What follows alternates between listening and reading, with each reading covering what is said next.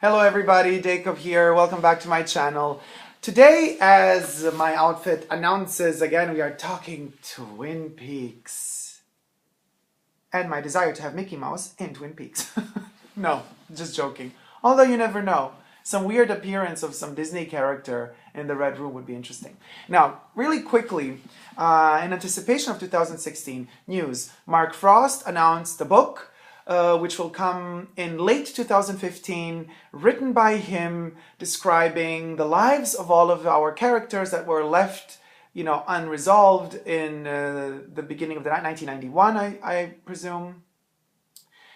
So the 25 to 26 years of their lives leading up to Twin Peaks, the new mini limited series in 2016. Then what about the book? Well, I am thrilled that it's coming out. I don't mind the fact that, anything that comes out related to Twin Peaks is really interesting to me, especially if the creator, the co-creator, one of the masterminds behind it is writing it himself. I don't know if he's going to have some ghostwriters help him out with it or not. Doesn't matter, as long as he kind of keeps control of the whole event and the whole, how would you call it, action and project. I'm thrilled with that. An aesthetical comment, I'm thinking, since some of you probably know that Isabella Rossellini was supposed to be in Twin Peaks. I mean, she was together with David Lynch when they were doing Blue Velvet, and then, after Blue Velvet, they were supposed to do Twin Peaks, but then they split up or broke up or whatever, and she jumped out of the wagon. She wasn't in the project anymore, unfortunately, so Joan Chen, as Josie Packard, was cast in the part, and apparently the part had to be rewritten for her. It wasn't even meant to be the way it was, this role, so Joan Chen kind of felt out of place, and then allegedly she, at a certain point in the series, asked kindly to be written out of the show as well, because she felt that the character wasn't going anywhere. I don't know if all of this is true or not, but truth be told, the only thing I do know as a fact is the first scene you see Josie Packard, or Joan Chen, or the second I saw her, and already back then when I was a kid watching the original series in the 90s, I knew who Isabella Rossellini was, Even more so when Madonna came out with her sex book, Isabella Rossellini was one of the main characters in that book, even the same style there. But that was the Dolce & Gabbana period when she was doing the short hair, the kind of male and female look at the same time. Androgynous, but extremely, extremely femme fatale nevertheless. Anyway, totally other story. But this type of aesthetic was used, this Isabella Rossellini aesthetic, also from Blue Velvet, was used on Joan Chen as Josie Packard in the series. So of course, immediately I saw Isabella Rossellini there. Now, we know what happened in the series. We know Isabella Rossellini is not there. But guess what? I'm just thinking, how amazing would it be if they would make amends, Isabella and David, maybe they have, I don't know. Or maybe they have already, we don't know. That Isabella Rossellini comes in 2016. Isabella Rossellini in Twin Peaks. So let's say Josie Packard comes out of the woodwork as Isabella Rossellini. Or Josie comes back as Joan Chen, and Isabella Rossellini appears as her sort of doppelganger or something. Or in a really weird turn of events, as her half-sister. So we have the Asian and the Caucasian. But I just need Isabella Rossellini. David, if you're listening, please consider it. Make amends with her if you haven't already. You're both grown-ups. You can love each other in a creative way, Like Isabella Rossellini for Twin Peaks. I say thumbs up. Isabella, Isabella, Isabella. And the last thing I wanted to say, no, not the last thing, two more things. I'm thinking, Red Room, right? Now, the Black Lodge doesn't need to only have the Red Room. I mean, we have the blonde Laura, we have her cousin Maggie, which is the brunette Laura, and Laura was supposed to return again as a redhead. Never happened. But what if we got a purple room? A red room and another color room as well this time around. Expand that universe. I believe it would be incredible. I mean, I just love the color purple, so that's why maybe one day I'll do kind of a weird shot of this room that I'm shooting in right now. Yes, you do see the cement in the back and the concrete wall because I love concrete. But I have a 6 meter long purple curtain covering the entire like balcony area, and the floor is purple. So I just love purple, and a purple room could be interesting because purple, it has a lot of different symbols as far as secrets, mysteries, sex, and philosophy goes. Just a thought, throwing it out there for David to think about, and Mark, of course. And the last thing I want to talk about is some people, I'm not going to make any names because I just don't like to, you know, my mom always taught me, if you have nothing to say, if you have nothing nice to say about somebody, don't say anything. So I'm not going to make any names, but I'm just going to say this general attitude of some people of criticizing the fact that Twin Peaks is coming back. And it's fine. You're entitled to your opinion. I'm totally like down with that. You could say whatever you want about something as long as you say it's your opinion, it's what you think about it. Fine.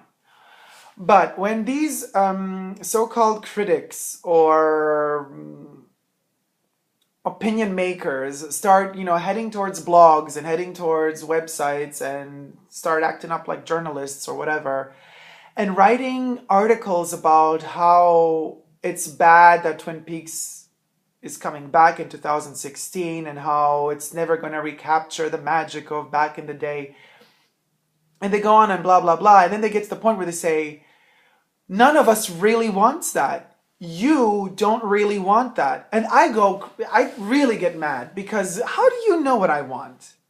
Don't speak for me. Speak for yourself. Keep it as your opinion. Thank you very much. I'll read it because I'm a literate person. I love to read all sorts of things. And I want to know the pros and the cons. Always. I'm not an obsessive fan that would cut off his left arm to see Twin Peaks come back. And I'm not the type of follower, blind follower, mignon or lemming or idiot that would just jump off a bridge because his best friend or because his icon or idol jumps off of a bridge. So I do read also the negatives, not just the positives. And I do want to understand where people are coming from. So if you do have an opinion on why you think Twin Peaks should not be brought back, why you think it's a bad idea, express yourself by all means. But just be very careful how you choose your words, because do not put me in your, me as a human being, and by saying we all don't really want it. Deep down inside, you know you don't want it. Deep down inside, I really want it. Oh, trust me, I do. And I don't, and I also, another thing I don't understand is why there is this necessity and this kind of cramped attitude towards, will it relive, will it bring back the magic of the 90s? It won't bring back the magic of the 90s. The times have changed. It doesn't have to bring back anything. Let's be honest about this. David Lynch is an artist, first and foremost. If he has the need to express himself through Twin Peaks, he should do it in the way he considers most appropriate to him. If a part of him is bringing back Twin Peaks also for the love of all of the fans and all of us that have dreamed about having it back, then more power to him. Very few artists are are altruistic that way. Most artists are egocentric, but very few are altruistic that way. Artists usually think only and foremost about themselves. But the fact that he's bringing it back, maybe also because of us, I think that's great. That's beautiful. Thank you, David, and thank you, Mark. Now, then somebody else was commenting about the fact that if he really is into transcendental meditation, then he shouldn't be bringing this back. That's all such bullshit. I'm sorry, people. Enjoy the fact. Oh, another thing.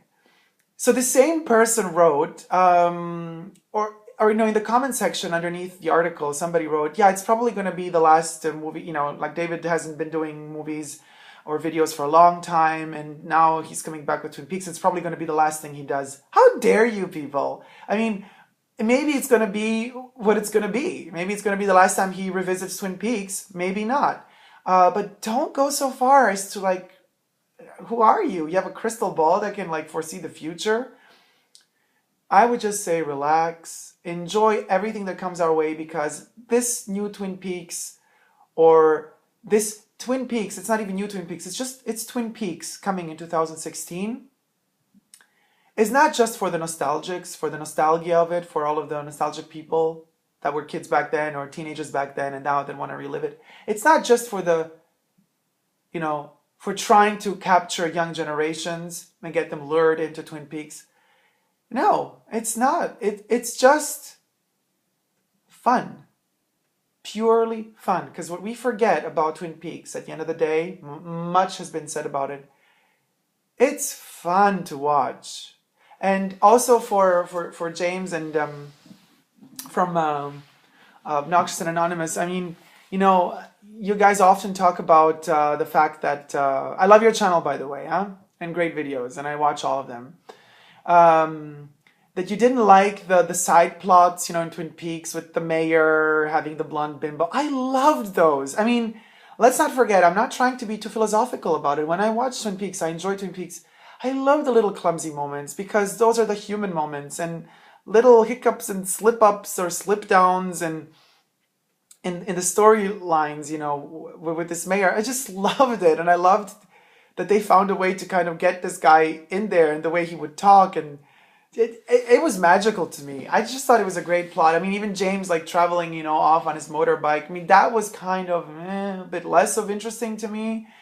This whole kind of sick triangle of passions and cars and money,